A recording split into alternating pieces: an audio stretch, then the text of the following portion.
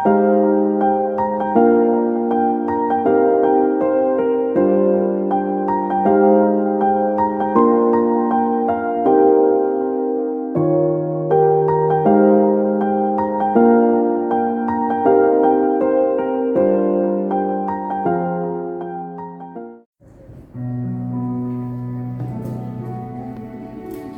shalom. Selamat siang, kita bertemu kembali dalam KSJA Safe Community. Kita akan memulai ibadah kita tanggal berapa ini? Oh, jadi tanggal 28 Januari tahun 2024, minggu terakhir di bulan Januari. Kita akan mulai ibadah kita dengan doa. Kami mengundang Bapak Ibu Saudara yang ada di onsite dan juga di online untuk bangkit berdiri. Kita akan mulai dengan doa. Bapa kami di dalam surga, dimuliakanlah nama-Mu. Bapa, hati kami limpah dengan syukur. Terima kasih Bapa, sekali lagi Kau berikan kami kesempatan untuk hadir di tempat ini untuk melayani-Mu dengan baik. Bapa, kami juga bersyukur Bapa, Kau berikan kami kesehatan, Kau berikan kami kekuatan, Kau berikan kami kemampuan untuk ada di tempat ini melayani-Mu, menikmati hadirat-Mu yang luar biasa di tempat ini. Bapa kami yang baik, kami tahu kami ada di tempat ini bukan karena kuat kuasa gagah kami, melainkan karena perkenalan-Mu yang luar biasa di dalam hidup kami.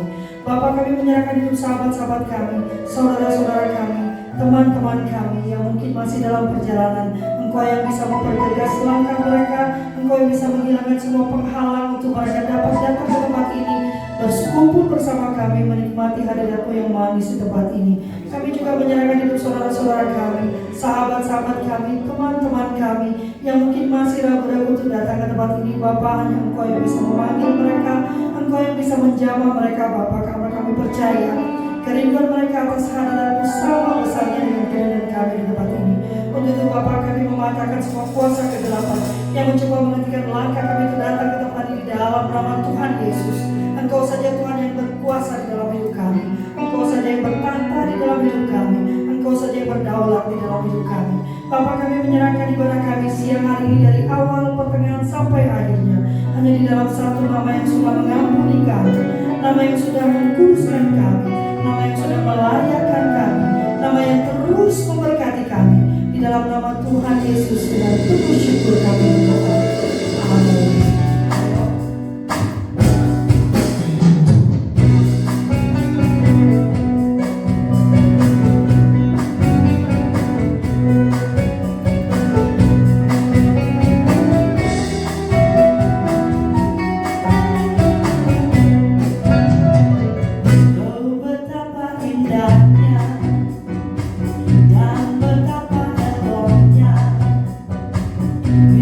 Saudara sini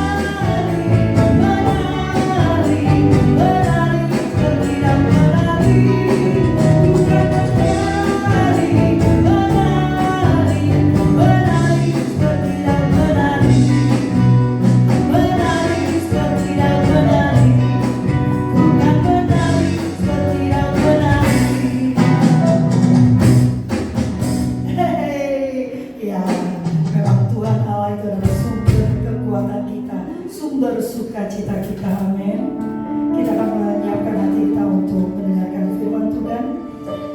Firman Tuhan yang sudah diberikan dan yang disampaikan oleh hambanya, saya sendiri maksudnya.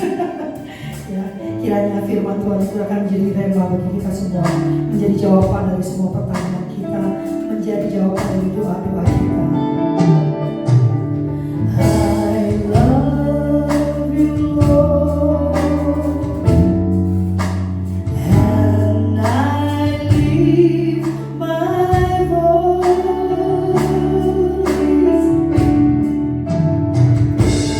to worship you, oh my soul.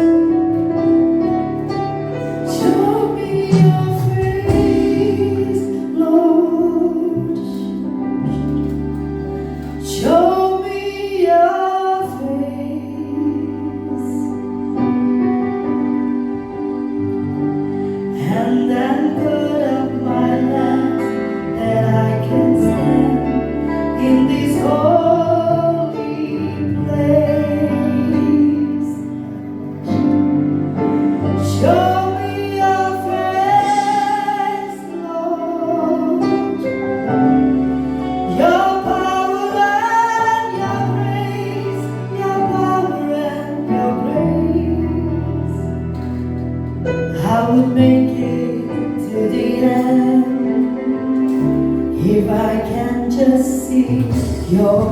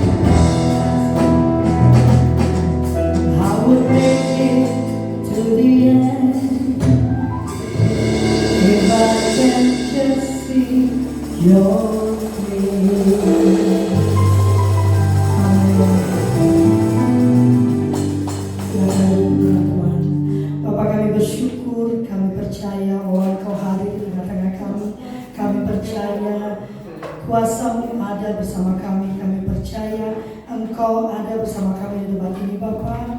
Kami mencari wajah-Mu di tempat ini Bapa. Kami mencari jawaban dari semua pertanyaan kami. Dan kami percaya Bapa, jawaban-jawaban itu ada di dalam firman-Mu. Bapa, hamba-Mu yang hina ini akan menyampaikan sedikit dari firman-Mu. Pakai hamba Bapa, ambil alih pikiran, tubuh, lidah, suara hamba bahkan Bapa. Hanya Engkau saja yang didengar Bapa. Kami hamba bersembunyi di balik sayap-Mu Bapa. Kiranya Engkau saja yang tampil, Engkau yang dipermuliakan, Engkau yang memberikan firman-Mu Bapa lewat hamba-Mu yang tidak punya ada gunanya ini. Terima kasih Bapa, terima kasih Yesus, terima kasih Roh Kudus. Di dalam nama Tuhan Yesus dengan penuh syukur kami berdoa. Amin. Ini nanti bulan depan baru aneh khotbahnya ya, karena ini laki semua. Bulan depan temanya perempuan ya, baru nanti aneh. Bulan ini masih temanya bapak-bapak ya.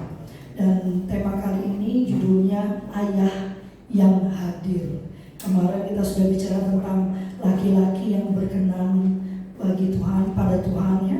Kemudian kita bicara tentang laki-laki yang kuat, laki-laki yang tangguh. Kemudian masuk ke bagaimana suami itu, suami yang penuh kasih. Sebetulnya ada alasan kenapa jujurnya suami yang pengasih ya.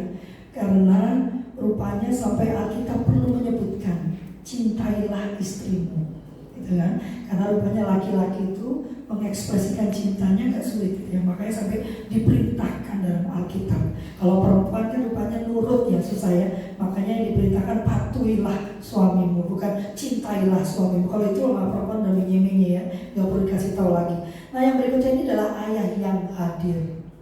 Karena ini menurut saya satu topik yang penting gitu ya, kepada para ayah untuk hadir tidak hanya dalam kehidupan istrinya.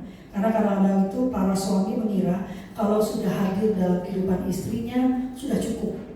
Anaknya itu urusan istri. gitu ya. Tadi kita ngobrol tentang perspektif sudah melakukan kewajiban ya pendeta ya. Tadi di belakang tadi kita bicara tentang perspektif melakukan kewajiban.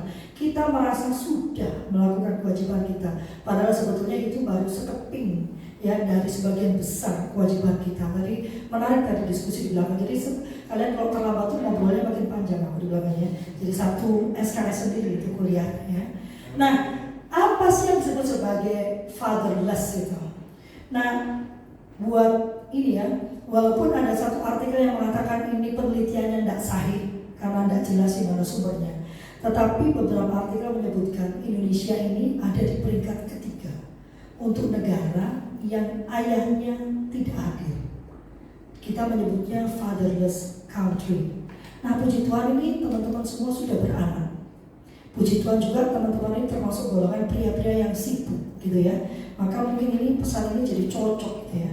Menurut seorang psikolog asal Amerika namanya Edward Elmer Smith, dia berkata bahwa fatherless country itu adalah negara yang masyarakatnya memiliki kecenderungan tidak merasakan keberadaan dan keterlibatan figur ayah dalam kehidupan anak, baik secara fisik maupun psikologis. Jadi kalau anak-anak ditanya nih, papamu mana?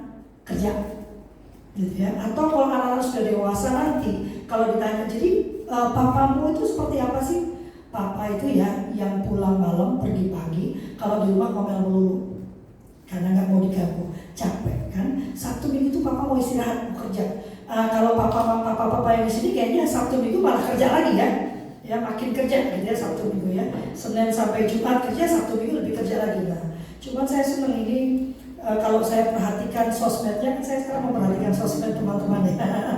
Ya itu rupanya moga-moga bukan bulan termasuk yang fatherless ya. Cuman satu nih aku belum lihat anaknya, gak usah disebut nama ya. Nah, kenapa sih fatherless itu sangat penting untuk kita bicarakan? Rupanya anak-anak yang ayahnya tidak hadir, ini yang saya tahu kalau perempuannya. Anak perempuan itu bapaknya wajib hadir. Secara psikologis, anak itu perlu sekali, mau perempuan maupun laki-laki, mereka memerlukan kehadiran bapaknya secara aktif, baik fisik maupun psikologis, itu dimulai usia 11 tahun. Jadi anak-anakmu sekarang usia berapa? Sudah ada yang masuk 11 tahun belum? Rio, anaknya umur berapa? Paling besar. 9. Oh udah mendekati tuh habis ini. Yang kalau si Robin kayak masih kecil ya? Yang besar umur berapa? 6 ya kemarin ya? Ulang tahun. Kalau Jody yang besar 5 tahun. Jadi teman-teman ya, menurut ilmu psikologinya, begitu anakmu mencapai 9, 10, 11, ini bapak wajib hadir. Nah, hadir itu bukan cuma ada gitu, kelihatan ada bapaknya gitu ya, tapi dia harus terlibat secara aktif. Kenapa? Kalau anakmu laki-laki, inilah masa di mana dia mulai meniru pola pikir laki-laki. Saya ini kan ibu tunggal ya. Salah satu yang saya bingungkan waktu itu adalah bagaimana, karena anak saya 2 laki-laki, bagaimana kemudian saya mengajarkan pola pikir laki-laki kepada anak saya. Walaupun saya ini tomboy, walaupun semua urusan saya kerjakan, tapi tetap alur berpikir saya itu alur berpikir perempuan. Dan dia perlu belajar alur berpikir laki-laki. Kalau perempuan, nah siapa yang anaknya perempuan? Ini karena anaknya laki-laki semua ya? Gak ada yang perempuan ya? Anak perempuan. Nah, dua-duanya perempuan anakmu 3. Oh, anak kedua. Aku pikir anaknya sudah 3. Aduh, ini nubuatan tuh John. Kayaknya nambah lagi.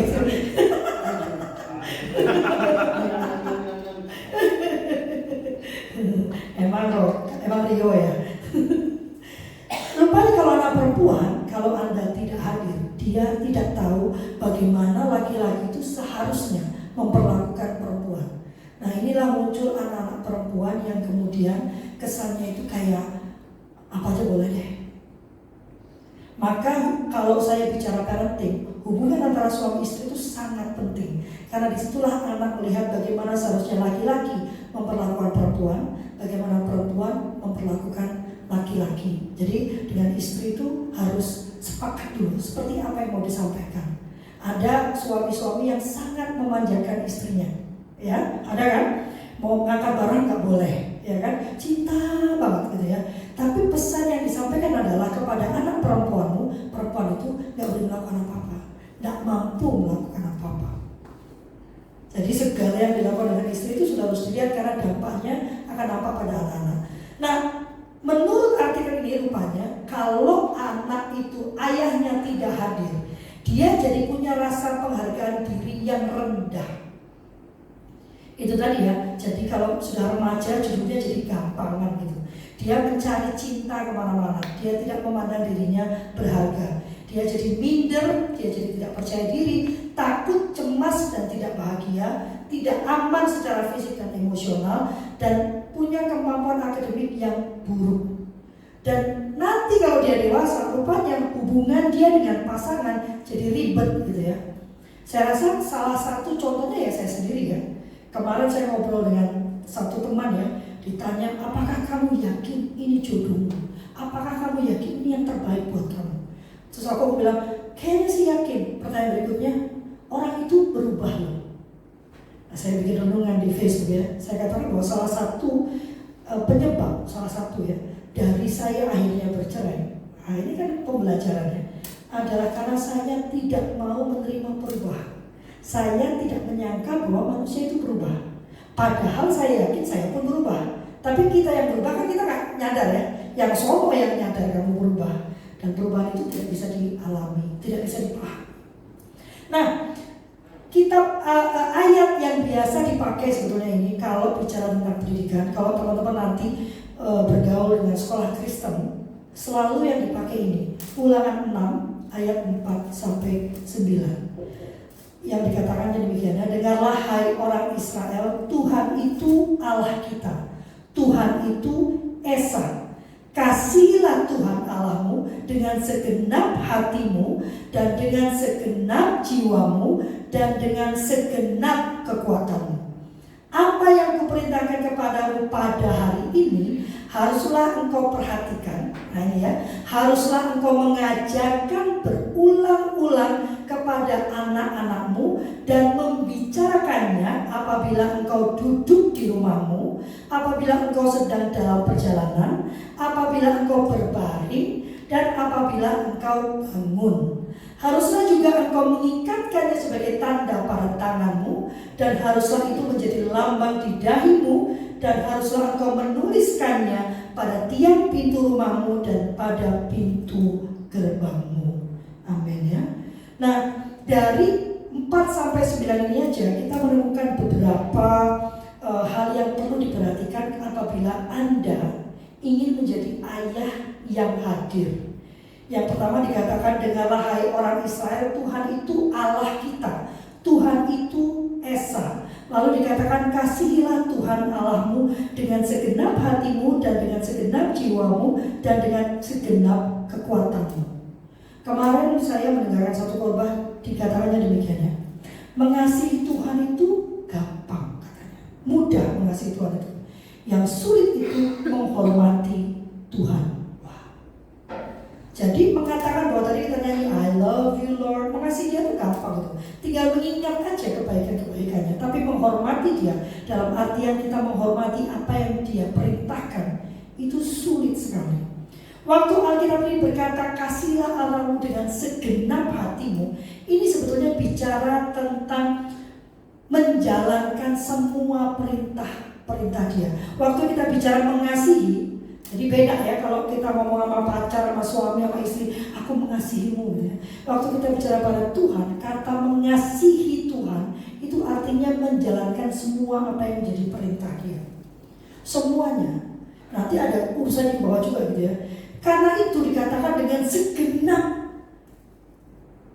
segenap hatimu dan segenap jiwamu. Kenapa? Kalau semua kondisi baik-baik saja, mengikuti apa yang diberitakan Tuhan itu mudah.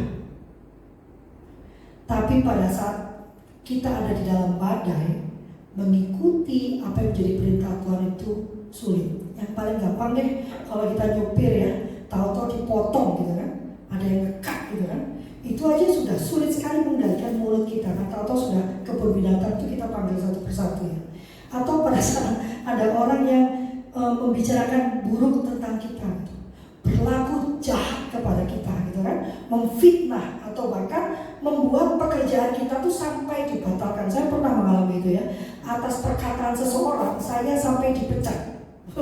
Jadi karena dia merongrong bos saya gitu ya, bukan karena pekerjaan saya buruk. Bos saya itu berkali-kali dirongrong oleh mitra-mitra teman-teman saya, ya kan. Tapi bos saya bilang, saya mau memecat dalam kondisi apa? Itu kan bukan masalah saya, pekerjaan dia beres. Tapi karena terus dirongrong, akhirnya dia memutuskan memecat saya. Pada hari itu sebetulnya ya, ingin sekali saya membalas ya, ingin sekali saya membela diri ya, membela diri, membalas, kalau perlu menjatuhkan. Tapi firman-Nya mengatakan waktu saya berdoa, Tuhan bilang diam ya, diam, gak usah membela diri. Nah ini yang saya katakan bahwa ternyata menjalankan semua perintah Allah, itulah kenapa dikatakan dengan segenap jiwamu, dengan segenap kekuatanmu. Karena memerlukan kekuatan yang luar biasa besar untuk bertahan di dalam perintah Allah, di dalam goncangan, di dalam gelombang yang luar biasa. Apalagi belakangan ini ya, saya kok merasa gitu ya, manusia itu makin tidak takut sama Tuhan gitu. Saya merasanya ya, makin bertindak seenaknya kalau menurut saya. Bahkan yang paling parah itu biasanya menggunakan ayat untuk membenarkan perilaku dia yang tidak benar. Nah kalau kayak gini kan sulit ya kita menghadapinya. Mau seperti apa gitu? Tidak boleh dideklar secara terbuka. Karena Alkitabnya bilang kalau dia melakukan kesalahan, buat, jangan dipermalukan. Siapa yang mengikuti kasusnya Inara sama Figun? Itu kasus menarik sebetulnya, ya kan? Itu kasus menarik sebetulnya kan? Kan istrinya, kan boleh terserah dia dong. Tetapi Alkitab mengatakan mempermalukan itu tak boleh. Pada waktu kita mau mengingatkan saudara kita itu tidak dengan mempermalukan. Makanya dipanggil berdua. Lalu ada orang ketiga, lalu ada yang lebih tua. Tahapannya kan begitu. Kalau sudah nggak mempan, bukan dipermalukan kan? Ya kita kibaskan dulu, tinggalkan. Sangat sulit, apalagi kalau dalam posisi istri yang dikhianati suaminya ingin sekali mempermalukan. Saya banyak sekali mengkonsultasi perempuan-perempuan yang seperti ini ya. Dan biasanya yang saya tanyakan, kamu maunya apa? Mau lanjut atau mau berhenti? Kalaupun mau berhenti, bukankah kamu ingin anakmu nanti mengingat kalian dengan kebaikan? Sehingga mempermalukan mantan suamimu atau suamimu sekarang yang akan mau jadikan mantan, itu akan membuat selamanya anakmu akan kehilangan sosok ayah atau sosok ibu. Kan gak cuma ayah doang ya, yang macam-macam. Sekarang ibu juga gak mau kalah ya. Maka mengasihi Allah artinya menjalankan semua perintahnya dengan segala jiwa, dengan segala kekuatan. Dalam kondisi apapun Anda melakukan perintah Allah. Kenapa ini jadi penting? Untuk dalam rangka kita menjadi ayah yang hadir, karena konsep Alkitab itu bukan khotbah. Makanya saya sebenarnya paling sulit khotbah karena cuma satu arah. Saya ngoceh, ya kan? Kalian entah mendengarkan entah enggak gitu ya. Jadi karena saya paling susah kalau disuruh khotbah sebenarnya. Saya lebih suka tanya jawab, kita berdiskusi. Dengan begitu saya tahu penerimaan teman-teman, lalu apa yang ditanyakan, kita bisa diskusi lebih jauh, bisa mendalam. Kalau khotbah ini satu arah kan pendeta ya, jadi ini agak berat buat saya. Saya kan guru itu nggak suka khotbah, guru itu sukanya berdiskusi, poking mind. Ya kalau saya nggak pernah menyebut diri saya guru, saya menyebut diri saya coach. Coach itu poke mind. Dia tidak menggurui, tidak memberitahu, tidak memberikan penjelasan. Dia poking mind. Anda yang akan kemudian mengambil kesimpulan. Jadi ini juga belajar saya bilang. Kenapa?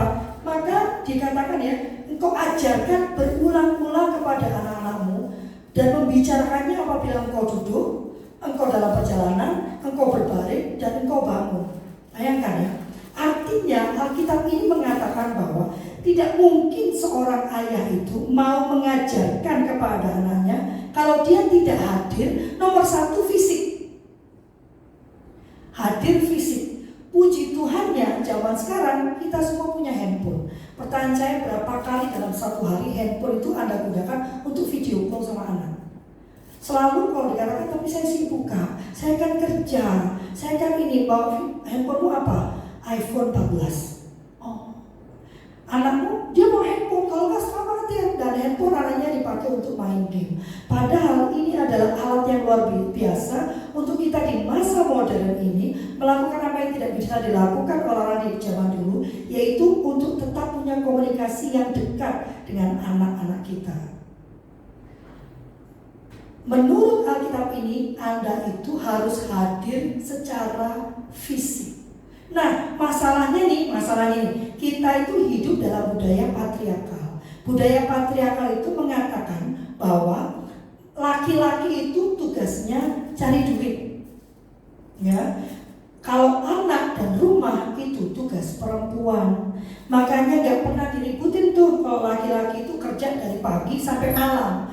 Nah, kalau giliran perempuan kerja dari pagi sampai malam, pada heboh semua. Kenapa? Karena yang kita pahami, laki-laki itu tugasnya cari uang, perempuan tugasnya ngurus anak dan ngurus rumah. Nah, itu kuno banget tuh ya. Padahal menurut Alkitab ini aja tidak demikian adanya. Tetap seorang ayah itu punya tanggung jawab yang sama. Dia harus hadir supaya dia bisa mengulang-ulang. Dan ada satu lagi, dia dikatakan sambil duduk membicarakannya dalam perjalanan berbaring dan engkau bangun. Itu menunjukkan kedekatan antara ayah dan anak yang tidak cuma di waktu-waktu tertentu. Artinya waktu Anda itu mengajarkan tentang Tuhan, mengajarkan tentang Kristus, mengajarkan tentang tata perilaku, tata nilai, itu tidak dilakukan hanya di waktu tertentu. Maka kalau yang atas tadi tidak kalian kerjakan, Anda tidak benar-benar melakukan perintah Tuhan dengan sepenuh jiwa, dengan sepenuh kekuatan, mana bisa membicarakan ini di setiap waktu. Dulu itu mentor saya bilang, kamu itu harus sampai di satu titik di mana kamu begitu mencintai Yesus, sehingga kamu ngobrol apapun, ujung-ujungnya kamu ngomongin Yesus. Aku gak ngerti waktu itu. Sama kayak sekarang kamu sedang jatuh cinta sama pacarmu. Taruh kata saya jatuh cinta sama Rio gitu ya. Ya mama jatuh cinta sama Rio. Gak usah berdiri gitu Rio. Sehingga kalau saya sedang jatuh cinta sama Rio, bukankah kalau ngobrolnya sama Erna, lagi ngomongin Prabowo, maaf ya. Tapi waktu kita ngobrol itu ujung-ujungnya saya cerita Rio lagi kan. Tapi kalau Rio gak gitu, Erna lucu banget deh Rio tuh. Dia tuh pas malam-malam gitu Erna tuh cute banget deh. Ujungnya pasti menyebutkan orang yang kita cintai, benar gak? Ya kan? Maka waktu itu saya ditantang oleh mentor saya, kamu harus sampai di satu titik begitu mencintainya kamu dengan Yesus, sehingga kamu ngomong apapun, mau ngomongin film nih, film Korea deh, ya kan orang bilang selalu Caca nih, ngomongin drama Korea, kita ngobrol diskusi, ujung-ujungnya kamu ngutip ayat juga.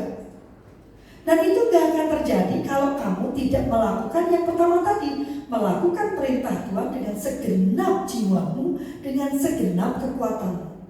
Kalau itu sudah kamu lakukan, maka perintah keduanya mengajarkan kepada anak sambil duduk, berarti kan lagi nongkrong nih, lagi duduk di coffee shop misalnya dengan anak kita kan, atau lagi mancing ya, karena kan pergi mancing gitu ya. Pembicaraan itu akan berakhir pada pembicaraan tentang Tuhan Yesus.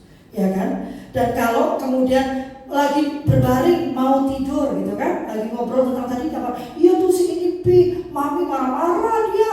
Maksudnya aku cuma ini ya Pi. Ujung-ujungnya teman-teman akan menceritakan tentang Yesus. Bagaimana panduan Alkitab itu, bagaimana Alkitab berbicara tentang hubungan antara anak dengan ibunya, hubungan anak dengan ayahnya, atau kalau dia bercerita tentang temannya, bagaimana kita seharusnya merespon apa yang dilakukan teman-temannya. Nyambung jadinya ya. Pada saat orang tua, ayah itu sudah memahami bahwa dia harus melaksanakan perintah Tuhan dalam segala hal, dalam segala peristiwa, dalam segala situasi, makanya dengan sepenuh jiwa dan sepenuh kekuatan, maka dia bisa mengajarkan kepada anak di waktu dia duduk, di waktu dia berjalan, di waktu dia tidur, dan di waktu kapanpun saja. Nah yang berikutnya, haruslah juga engkau mengikatkannya sebagai tanda pada tanganmu, dan haruslah itu menjadi lambang di dahimu, dan haruslah engkau menuliskannya pada tiang pintu rumahmu dan pada pintu gerbangmu. Bangsa Yahudi mengartikan ini secara harfiah ya.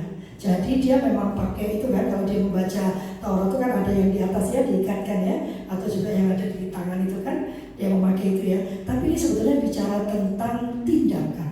Waktu Tuhan bicara tentang tangan, ini dia bicara tentang tindakan. Maka tindakan teman-teman itu harus mencerminkan Alkitab. Saya sering berkata kan, waktu dikatakan bahwa Tuhan itu kita itu menginjili gitu ya. Menurut saya penginjilan yang paling kuat adalah pada saat orang itu melihat Yesus di dalam diri kita. Pada saat orang itu melihat Yesus di dalam hidup kita. Bagaimana caranya? Respon kita itu adalah respon yang sudah kita latih. Karena respon itu dilatih. Kita latih sesuai dengan respon yang ditata oleh Alkitab. Bagaimana kita merespon orang yang menyakiti kita, bagaimana kita merespon orang yang berbuat baik pada kita, bagaimana kita merespon orang yang asing. Saya ini lama-lama bisa-bisa dikenal sebagai kakak 100.000 ya. Kakak 100.000 ini serius, karena sekarang ini entah kenapa banyak sekali inbox. Aku nggak tahu di mana mereka berkomunikasi ya. Saya punya kelompok perempuan ya. Di kelompok perempuan ini saya biasakan mereka saling membantu. Jadi kalau ada perempuan yang kesulitan, biasanya saya akan meminta mereka untuk urunan, bantingan. Dimulai dengan saya dulu, lalu mereka mengumpulkan uang. Dan setelah tahun ketiga, keempat itu cepat banget. Saya bisa mengumpulkan 2 juta itu hanya dalam semalam ya. 2 juta rupiah dalam semalam. Saya nggak tahu ini orang, ini nggak pernah ketemu saya sama sekali, ya, nggak pernah ketemu, cuma teman Facebook doang, chatting pun nggak pernah. Bisa tahu itu Kak, selamat siang gitu ya. Saya ini Kak, boleh nggak minta bantuan gitu ya. Biasanya kalau memang saya dengarkan itu urgent dan memang saya nggak pernah ngecek. Nah ini ya, karena saya sedang mengajarkan kalau mau bantu aja, jangan dicek. Itu udah urusan dia sama Tuhan. Maka berikan yang kira-kira itu tidak akan merugikan, tidak akan hilang kamu. Makanya kakak 100.000 kan, biasanya kalau sudah ngotot gitu kan, biasanya saya kasih 100.000 aja lah. Kalau 100.000 berarti kan nggak nongkrong ya 2 hari gitu kan, berarti uang nongkrong saya hilang ya. Tapi juga akhirnya saya berpikir, apakah ini respon yang benar pada saat orang ini berkali-kali gitu kan, terus minta kepada saya. Dan itu kan bukan respon yang benar, karena berarti dia mengandalkan saya, bukan mengandalkan Tuhan. Dikit-dikit Kak, boleh nggak? Kak, bantu saya dong Kak, saudara saya sakit. Jadi yang sakit itu saudaranya banyak banget. Bisa paman, besok tante, besok siapa gitu ya. Terus aja berputar. Maka respon ini yang saya bilang, perbuatan tangan kita itu harus mencerminkan Alkitab. Ada satu buku judulnya Good or God. Pernah baca nggak benar? Good or God. Jadi kita itu harus selalu memilih yang God, bukan yang good. Karena ada beberapa ketindakan yang tampaknya good, but actually itu tidak alkitabiah. Apa ya contohnya? Kalau menurut saya ya, kalau saya terus membantu teman ini, cepet 100, ya kan 100. Menurut saya itu it's a good thing to do. It looks like aku ini orang yang pemurah, tapi it's not alkitabiah. Why? Karena saya tidak mengajarkan pada perempuan ini untuk berdiri di atas 2 kakinya sendiri, untuk bergantung hanya kepada Tuhan. Alkitabnya bilang anak raja itu tidak meminta-minta, ya kan? Jadi yang tidak boleh itu meminta. Dulu, zaman dulu ya, saya itu tidak pernah mau menerima pemberian orang. Karena kalau di Surabaya itu tidak boleh terima uang dari siapapun kalau kamu tidak mengerjakan apa-apa. Jadi harus melakukan sesuatu baru boleh menerima uang. Karena kalau seperti itu namanya itu mempermalukan diri, kayak orang ngemis gitu. Jadi nggak boleh. Tapi Tuhan izinkan saya bangkrut total ya. Itu ternyata 9 tahun yang lalu. 9 tahun yang lalu tuh saya nggak punya duit sama sekali, literally nggak ada duit sama sekali. Uang pesangon saya habis sama sekali, sehingga saya terpaksa, karena gak ada pilihan lain, menerima uang dari gereja supaya saya bisa keluar melayani. Jadi melayani aja gak ada duit gitu. Waktu itu makan yang biayai makan kami itu anak saya besar. Dia sudah kerja, gajinya 3 juta zaman itu ya. Saya harus cari uang untuk nyewa kamar 2,5 juta. Sombong ya, udah gak punya duit tetap mintanya sama Tuhan. Tuhan kan gak bisa tidur kalau gak pakai AC. Tuhan gimana dong, masa kos-kosannya gak ada AC. Terus kan saya udah tua Tuhan, masa kamar mandinya bareng, kan harus kamar mandi dalam. Ini kurang ajar ya. Tapi Tuhan kasih loh, Tuhan kasih kamar yang besar, pakai AC, kamar mandi dalam, pakai air panas loh, di rumah salah seorang pendeta. Dan menariknya setelah beberapa tahun kemudian saya ketemu dia, pendeta bilang, sebetulnya ya Lovely ya, saya itu sering loh ngasih kamar itu gratis, dia bilang gitu. Tapi hari itu Tuhan bilang, jangan, Lovely harus belajar bergantung hanya kepada Tuhan saja. Nah sehingga waktu anak ini perempuan ini kembali minta, saya berpikir, is it that aku tahu it's a good thing, tapi apakah ini a God things? Jadi waktu tanganmu bergerak, perbuatanmu, tindakanmu itu bukan standarnya, bukan bagus, bukan baik. Standarnya adalah Alkitabiah. Apakah ini Alkitabiah? Sesuai dengan Alkitab nggak? Is it godly thing or good things? Kemudian yang kedua adalah dahi. Ini yang paling penting kalau menurut saya. Dahi itu bicara tentang paradigma berpikir. Dahi itu bicara tentang pola pikir. Tindakanmu tadi mencerminkan Alkitab. Pola pikirmu itu juga terubahkan, sudah diubahkan. Satu ayat yang paling saya suka itu, do not be conformed with the world, but be transformed by the renewal of your mind. Be transformed, bukan berubah. Transformasi itu perubahan 180 derajat. Kalau 360 balik lagi dong ya. Jadi transformasi itu bukan hanya berubah, dia berubah 180 derajat. By what? By the renewal of your mind. Renewal of your mind ini bicara tentang pikiran baru yang diberikan oleh Tuhan. Jadi tidak ada dalam itu yang merupakan perbuatan kita sendiri, tidak ada. Pada waktu Anda menerima Tuhan sebagai juru selamat, maka hari itu Anda menerima Roh Kudus dalam diri Anda. Hari itu juga Anda menerima pikiran Kristus. Anda menerima pikiran Kristus. Anda menerima Roh Kudus. Perjuangannya adalah membuat flesh ini, pikiran jiwa itu, mau mendengarkan pikiran yang baru, mau mendengarkan Roh Kudus. So, tangan tadi bicara tentang tindakan yang bukan cuma baik, tetapi sesuai dengan ayat-ayat Tuhan, firman Tuhan. Lalu dahi itu bicara tentang perubahan paradigma berpikir, perubahan pola pikir. Nah, sementara meletakkan firman Tuhan di rumah dan di pintu gerbang itu bicara tentang wilayah personal dan sosial. Anda sudah mengubahkan diri Anda, ya kan? Sudah memastikan bahwa Anda berusaha keras dengan segala kekuatan, sepenuh jiwa mengerjakan perintah Tuhan dalam melakukan apapun, ya kan? Tindakan Anda mencerminkan itu, pikiran Anda diubahkan, maka Anda perlu mempraktekannya nomor 1 di dalam rumah. Tadi kan diajarkan dulu pada anak-anak lewat apa? Perilaku yang ditujukan, bukan ngomel. Anak Tuhan tuh gak gitu. Katanya anak Tuhan, ada juga kalau istri, kamu menyakiti anak Tuhan, kamu buat aku menangis, kau sudah menyakiti anak Tuhan. Tujukan dengan perbuatan. Lalu bicara ke pintu gerbang. Pintu gerbang itu di sana adalah tempat orang membuat keputusan sosial. Nah, teman-teman yang pada saat Anda keluar dari rumah, Anda bersosialisasi, Anda bertemu dengan banyak orang, maka tindakan Anda, keputusan yang dibuat haruslah sesuai dengan perintah Tuhan, sesuai dengan firman-Nya. Jadi dalam konteks kekristenan yang penting diajarkan, sebetulnya saya juga mengatakan ini kalau bicara parenting ya.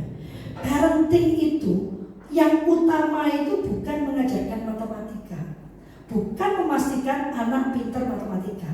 Tugas utama orang tua adalah menurunkan values, tata nilai yang sudah disepakati untuk diaduk oleh keluarga tersebut kepada anak-anaknya. Dalam konteks kekristenan adalah penting untuk mengajarkan kepada anak-anak selain Injil yang benar, tapi juga bagaimana menghidupinya. Bagaimana cara mengajarkannya adalah dengan menunjukkan bagaimana kita sebagai keluarga benar-benar menghidupi Injil tersebut. Dan bahwa kematian Tuhan itu sudah menyelesaikan persoalan terbesar kita. Apa persoalan terbesar kita? Persoalan terbesar kita adalah dosa. Sedangkan kematian Tuhan, kebangkitan Tuhan itu sudah mengalahkan ketakutan terbesar kita. Rupanya ketakutan terbesar kita itu adalah kematian. Sehingga waktu kita dikatakan kita harus mengasihi dengan segenap jiwa, dengan segala kekuatan, kita tahu kita mampu melakukan itu karena sudah ada Roh Kudus yang sudah dicurahkan ke dalam diri kita. Sekali lagi ya, saya tidak pernah mengatakan ini adalah kekuatan kita, ini adalah usaha kita. Semuanya itu kembali kepada Tuhan Allah kita. Maka dengan adanya Roh Kudus itu, kita punya kemampuan untuk mengasihi Allah dengan segenap jiwa, dengan segenap kekuatan. Dan itu juga memampukan kita untuk mengajarkan anak-anak, mendidik anak-anak ini di dalam kebenaran. Tanpa kuasa Roh Kudus melalui Injilnya, maka anak-anak tidak akan sanggup mengerti, mengakui, dan mempercayai kebenaran. Maka seorang ayah yang hadir, nomor satu, dia harus benar-benar memahami, menjalankan, melakukan Injil dalam segenap kehidupannya. Dia harus hadir secara fisik dan mental bagi anak-anaknya. Dia punya kemampuan komunikasi yang baik dengan anak-anaknya, dan dia mempraktekkan, menauladankan ajaran Injil itu di dalam semua aspek kehidupannya, baik di dalam rumah maupun di dalam kehidupan bermasyarakat. Mari kita berdoa. Yang sudah dibilang 20 menit selesai kan?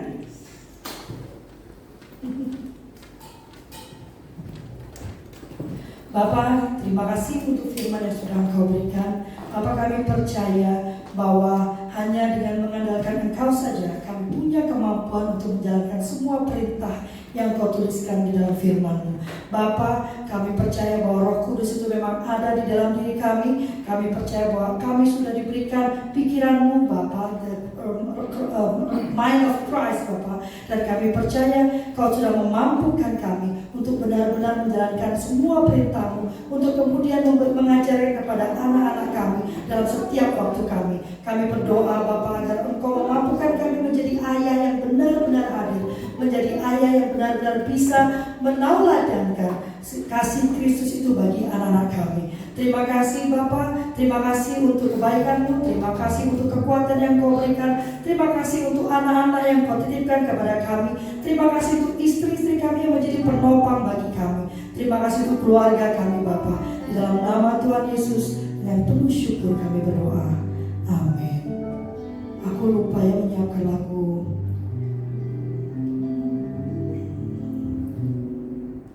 Kita nyanyi I Love You Lord saja ya, sambil Debbie membagikan. Kita akan perjamuan kudus ya di minggu keempat ya. Oh, dia belum pernah muncul berarti. Minggu keempat kita akan perjamuan kudus.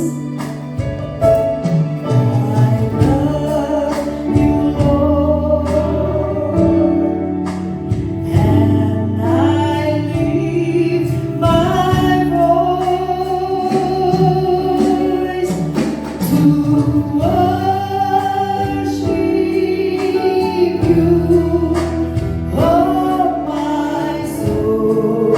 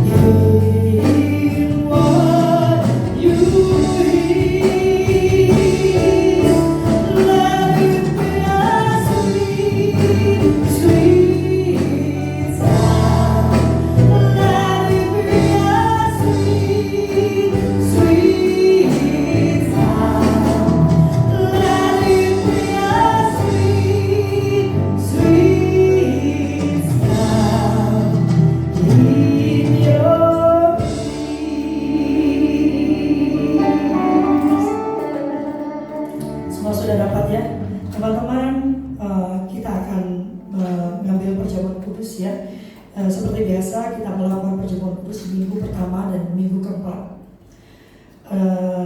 Yang paling penting menurut saya yang perlu kita perhatikan, kita periksa dalam diri kita adalah apakah kita benar-benar meyakini, mengimani bahwa ini bukan roti dan anggur, tapi ini adalah representasi. Roti ini merepresentasikan tubuh Kristus yang sudah dicabik-cabik. Ya, kalau Anda nonton filmnya itu kan ngeri banget. Dan kalau menurut Alkitabnya sebetulnya lebih ngeri lagi ya. Dan cabikan itu menunjukkan bahwa pemulihan kita, kesembuhan kita tidak hanya dari sakit penyakit jasmani, tapi juga sakit penyakit mental maupun rohani. Lalu anggur ini merepresentasikan darah Kristus. Darah Kristus ini bicara tentang pembersihan dosa. Pembersihan dosa. Kalau Anda benar-benar percaya, dikatakan kalau Anda tidak mengambil perjamuan, do not partake itu dengan sikap yang benar, maka Anda berdosa. Sebetulnya dosa Anda itu adalah karena Anda melakukan sesuatu yang sia-sia. Kalau Anda tidak benar-benar mengimani apa yang direpresentasikan oleh anggur dan hosti ini, maka Anda melakukan sesuatu yang sia-sia. Sama seperti pergi ke Indomaret terus beli kue ya, nggak ada gunanya. Ada sih kenyang ya. Mari kita ambil roti kita. Hari ini ceria banget mereka ya, gara-gara kena macet kali ya. Ya kita angkat ya. Teman-temanku sekalian, apakah Anda percaya bahwa roti ini adalah representasi dari tubuh Kristus yang sudah dihancurkan untuk pemulihan kita, untuk kesembuhan kita, pemulihan dari sakit penyakit badaniah, juga pemulihan dari sakit penyakit batiniah. Apakah Anda percaya? Kalau Anda percaya, mari kita makan di dalam nama Tuhan Yesus.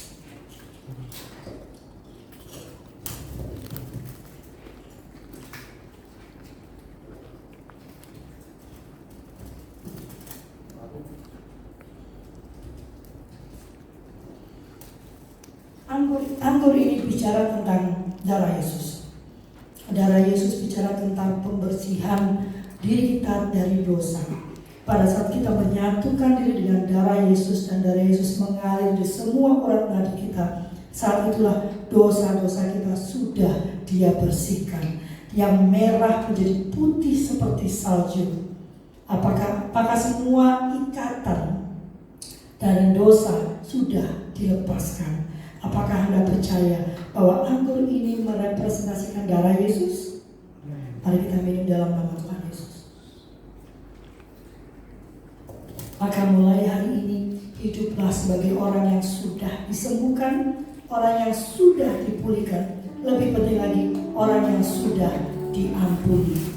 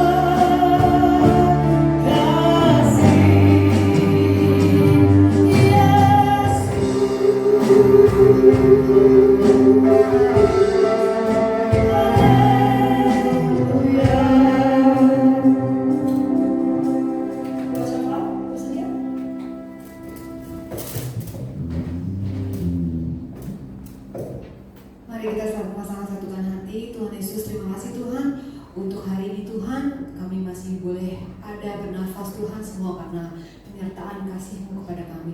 Tuhan, saat ini kami menyatukan hati kami ingin menaikkan doa syafaat Tuhan untuk bangsa kami Tuhan Yesus. Tuhan, kami tahu Tuhan bangsa Indonesia ini adalah milik-Mu Tuhan Yesus. Kiranya Tuhan Yesus curahkan roh pertobatan-Mu Tuhan, biar mereka yang belum mengenal Kau Tuhan boleh mengenal Kau Tuhan. Utus kami para anak-anak-Mu Tuhan untuk menjadi terang, untuk membawa Tuhan kabar kebenaran, sehingga Tuhan mereka boleh menerima Kau sebagai Tuhan dan Juru Selamat. Juga untuk pemilu yang akan datang kami berdoa biar Tuhan Yesus yang berikan semua keamanan Tuhan, kirim pasukan malaikat berjaga mengamankan semua Tuhan, patahkan segala oknum-oknum yang ingin menunggangkan Tuhan di acara pemilu ini. Tuhan Yesus, Kau yang sertai semuanya Tuhan, biar yang terpilih adalah pemimpin yang berasal daripada-Mu. Kami juga berdoa untuk gereja ini Tuhan Yesus. Tuhan, Kau mengasihi gereja ini Tuhan. Kami berdoa Tuhan, kiranya Tuhan Kau yang tambah-tambahkan lagi Tuhan jemaat Tuhan yang daripada-Mu Tuhan. Tuhan baik offside Tuhan maupun onside Tuhan Yesus. Tuhan Yesus, kiranya Tuhan yang menyertai Tuhan semuanya Tuhan, berapi Tuhan, ibu gembalanya Tuhan, tambahkan hikmat kewahian daripada-Mu Tuhan. Terima kasih Tuhan, kami serahkan doa kami ke dalam tangan-Mu. Di dalam nama Yesus kami berdoa dan bersyukur. Haleluya, amin.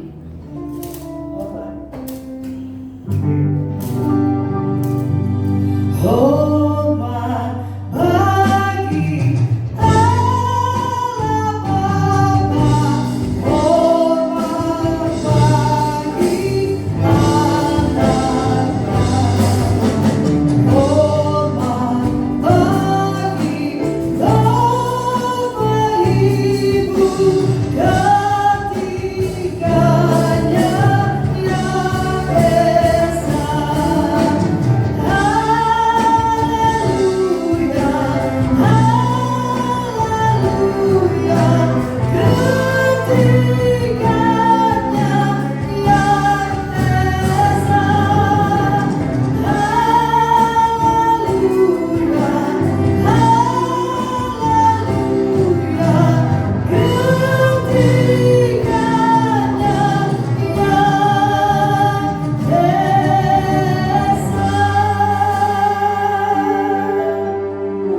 Mari kita mengangkat hati kita kepada Tuhan Allah kita dan terima berkat-berkat daripadanya.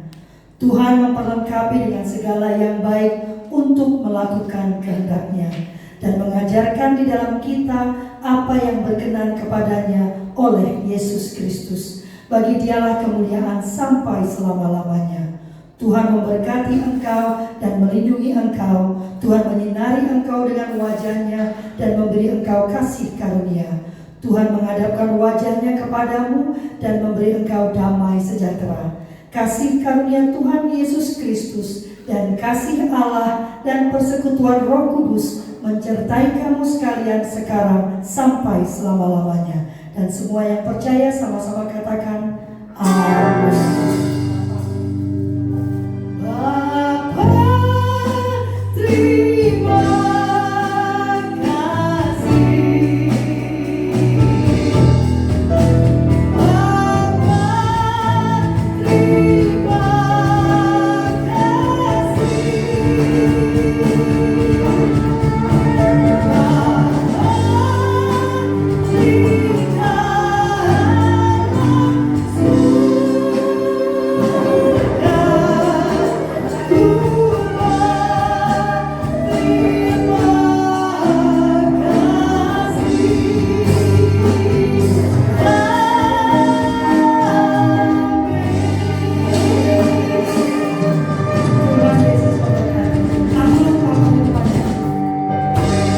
Teman-teman boleh ikut ya, tanggal 1 kita ada doa awal bulan ya, secara online jam 8.30 kalau nggak salah ya, jam 8.30 secara online. Teman-teman boleh ikut ya. Lalu hari Minggu kita masih beribadah di sini sementara. Moga-moga di Maret kita sudah pindah ke tempat yang baru ya. Saya masih berusaha cari ya.